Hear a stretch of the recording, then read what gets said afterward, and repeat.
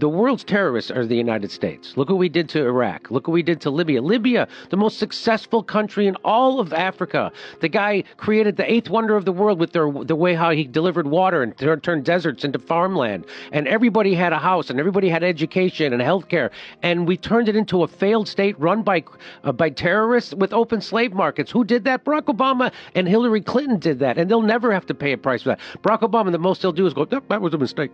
But why did they get rid of Gaddafi? Because he was going to start a currency of Africa that was going to compete with the U.S. dollar and the euro. And they can't have that because the way the United States controls the world is because the United States dollar is the reserve currency of the world. So that's why they can put sanctions on all these countries. And so what they're doing, which they shouldn't do, they're weaponizing the U.S. dollar. And so like when countries want to trade with each other, they have to go take their currency, change it into U.S. dollars so they can trade. And it was a lot of it was based on the petrodollar, which, by the way, Saudi Arabia just quit. They didn't renew it. I don't know if you heard about that. Yeah, I did hear about that. So, and all of a sudden, CBS News is starting to do news stories about how Saudi Arabia was involved in 9/11. All of a sudden, 24 years later, all of a sudden, oh, you know what? Turns out there was something happened.